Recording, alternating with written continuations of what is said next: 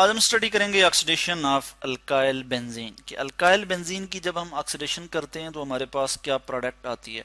तो मैं यहाँ पे सबसे पहले लिख लेता हूँ अल्काइल बेंजीन।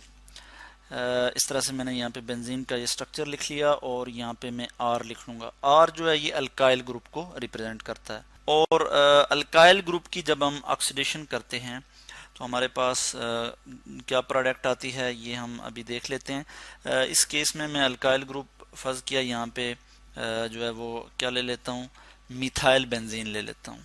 ये हमारे पास आ गया जी methyl benzene.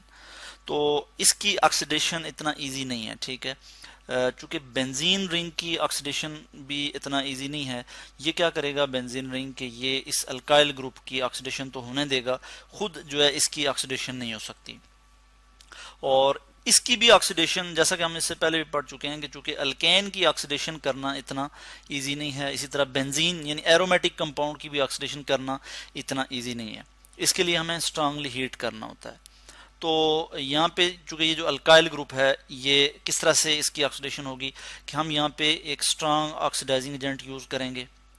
Strong oxidising agent यानी अल्कलाइन पोटेशियम परमैंगनेट, या फिर हम यहाँ पे potassium dichromate, acidified potassium dichromate भी यहाँ पे यूज कर सकते हैं। तो इस केस में हम यहाँ पे यूज कर रहे हैं पोटेशियम परमैंगनेट, ठीक है, अल्कलाइन पोटेशियम परमैंगनेट यूज कर रहे हैं और इसको जो है साथ ही हम हीट भी कर रहे हैं। तो मैं यहाँ पे साइन लिखूंगा हीट करने के लिए इस तरह से, ठीक है। नंबर 1 रिएजेंट हमारे पास क्या है, potassium permanganate, alkaline potassium permanganate. और नंबर 2 रिएजेंट हमारे पास क्या आ जाएगा जी, हम इसके बाद इसकी हाइड्रोलिसिस भी करते हैं, ठीक है। दरमियान में इंटरमीडिएट की फॉर्मेशन होती है और उसके बाद जब हम हाइड्रोलिसिस करते हैं तो हमारे पास फाइनल प्रोडक्ट आ जाती है। और फाइनल प्रोडक्ट इस केस में हमारे पास क्या आती है, मैं यहाँ पे फाइनल प्रोडक्ट लिख लूँगा कि हमारे पास कार्बोक्सिलिक एसिड की प्रिपरेशन हो जाती है। तो मैं यहाँ लिख लूँगा C डबल बॉन्ड O और फिर OH। और ये कौन सा कार्बोक्सिलिक एसिड है, ये बेंजोइक एसिड है। इसको हम क्या कहते हैं, बेंजोइक एसिड। यहाँ पे हम क्या करेंगे कि इसकी नेमिंग कर लेते हैं। यहाँ पे मैं लिख लेता हूँ बेंजोइक एसिड, बेंजोइक एसिड। और ये हमारे पास क्या है, इसको हम मिथाइल बेंजीन भी कहते हैं, कॉमनली हम इसको टोलिन कहते हैं, TOLUEN टोलिन, या फिर हम इसको मिथाइल बेंजीन कहते हैं, मिथाइल बेंजीन। इसी तरह से हम एक और रिएक्शन देख लेते हैं कि अगर मिथाइल के अलावा हमारे पास क्या हो जी, कुछ जो चेन है वो लॉन्गर चेन हो, लॉन्गर अल्काइल चेन हो। जैसे ये आप देख रहे हैं कि 1 2 3 3 कार्बन मौजूद हैं। और ये हमारे पास क्या है जी, ये प्रोपाइल बेंजीन है। क्या है, प्रोपाइल बेंजीन। तो इसकी जब हम ऑक्सीडेशन करेंगे तो हमारे पास क्या प्रोडक्ट आएगी, मैं ये भी यहाँ पे लिख लेता हूँ। तो इसकी जब हम ऑक्सीडेशन करते हैं तो भी हमारे पास जो प्रोडक्ट आती है वो सेम प्रोडक्ट आती है कि हमारे पास बेंजोइक एसिड की फॉर्मेशन होती है। तो मैं यहाँ पे बिल्कुल सेम जो प्रोडक्ट है उसको यहाँ पे लिख लूँगा कि हमारे पास बेंजोइक एसिड जो है वो प्रिपेयर हो रहा है। हालांकि आप देख सकते हैं कि इस केस में यहाँ पे टोलिन के केस में एक ही कार्बन है और इस केस में 3 कार्बन है, मगर फिर भी यहाँ पे क्या बन रहा है जी, हमारे पास बेंजोइक एसिड ही की फॉर्मेशन हो रही है। इसी तरह से हम कुछ और एग्जांपल भी देख सकते हैं। फर्ज किया यहाँ पे हम ऐसा करते हैं कि इसको टोलिन को यहाँ पे मैं कॉपी कर लेता हूँ और मैं यहाँ पे इसको इधर ले आता हूँ और एक और जो है यहाँ पे CH3 मैं ऐसा करता हूँ कि इस CH3 को यहाँ पे लिखूंगा और इस पोजीशन पे यहाँ पे CH3 लिख लेता हूँ और एक CH3 मैं यहाँ पे लिख लेता हूँ CH3। तो इस केस में भी अगर मैं यहाँ पे क्या करूँ जी कि वही रिएक्शन कंडीशन प्रोवाइड करूँ कि अल्कलाइन के MnO4 यूज़ करूँ। यहाँ पे मैं इस तरह से लिख लेता हूँ और इसमें आप देख सकते हैं कि वही प्रोसीजर मैं यहाँ पे यूज़ कर रहा हूँ।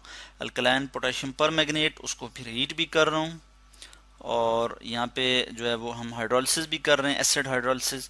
ठीक है जी। तो अब हमारे पास जो प्रोडक्ट आ रही है वो क्या आ रही है जी, हमारे पास एक डाइकार्बोक्सिलिक एसिड आएगा और यहाँ पे मैं लिख लूँगा ये हमारे पास क्या आ जाएगा CH3, यहाँ पे इसकी ऑक्सीडेशन हो जाएगी, इसी तरह यहाँ पे भी ऑक्सीडेशन हो जाएगी और यहाँ पे मैं लिख लूँगा COOH और इसी तरह यहाँ पे भी लिख लूँगा COOH। ठीक हो गया। इसको हम थैलिक एसिड कहते हैं कॉमनली। मैं इसका यहाँ पे नाम लिख लेता हूँ THALIC, थैलिक एसिड। और इसका जो IUPAC नेम है वो क्या होगा, यहाँ से हम नंबरिंग करते हैं, कहीं से भी करें, position of the carboxylic acid जो है वो यहाँ पे भी अगर यहाँ से नंबर 1 करता हूँ मैं तो 2 3 4, ये 4 पोजीशन आ रही है। यहाँ से नंबर 1 इसको देता हूँ तो 1 2 3 4, 1 2 3 4 5 6, पोजीशन 1 और पोजीशन 4 पे जो है क्या मौजूद है जी, कार्बोक्सिलिक ग्रुप मौजूद है। ठीक है जी। तो इस तरह से हम लिखेंगे, यहाँ पे हम लिख लेते हैं बेंजीन, हम यहाँ लिखेंगे बेंजीन 1 2, इसके बाद हाइफन डाल लेंगे 1 और फिर कामा 2 di carboxylic acid, di carboxylic, और फिर मैं नीचे यहाँ पे लिख लेता हूँ एसिड। ठीक है जी। तो इस तरह से हमने देखा कि जब हम अल्काइल बेंजीन की क्या करते हैं जी, ऑक्सीडेशन करते हैं तो हमारे पास क्या आ जाता है, हमारे पास कार्बोक्सिलिक एसिड की प्रिपरेशन हो जाती है। एक चीज़ और भी मैं यहाँ पे लिख सकता हूँ कि यहाँ पे अगर मैं ऑक्सीजन लिखूँ, नेसेंट ऑक्सीजन, तो उसको मैं इस तरह से ब्रैकेट में रिप्रेजेंट कर सकता हूँ और यहाँ पे कितने ऑक्सीजन इसमें ऐड हुए हैं 1 2 3 4, तो मैं यहाँ पे 4 लिख सकता हूँ इस तरह से। ठीक हो गया। तो ये हमारे पास इस तरह से 4 ऑक्सीजन जो है वो यहाँ पे ऐड हो सकते हैं। इसी तरह से मैं ऊपर भी यहाँ पे भी जो है वो ऑक्सीजन को शो कर सकता हूँ कि यहाँ पे हमारे पास कितने ऑक्सीजन ऐड हुए हैं जी। यहाँ पे मैं ऑक्सीजन लिख लेता हूँ इस तरह से और प्लस यहाँ पे मैं लिख लेता हूँ 3 ऑक्सीजन यहाँ पे जो है वो एटॉमिक ऑक्सीजन जो है यहाँ पे उनकी एडिशन हुई है।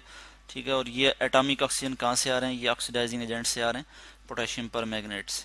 प्लस यहाँ पे मैं लिख सकता हूँ वाटर, H2O, वाटर। इसी तरह से मैं यहाँ पे भी लिख सकता हूँ कि यहाँ पे भी मैं ये जो मैंने यहाँ पे लिखा है टॉलिन, इसको मैं ज़रा इधर लिख लेता हूँ और यहाँ पे जो है वो ऑक्सीजन लिख लूँगा कि नेसेंट ऑक्सीजन यहाँ पे कहाँ से आएगा जी, पोटेशियम परमैंगनेट से।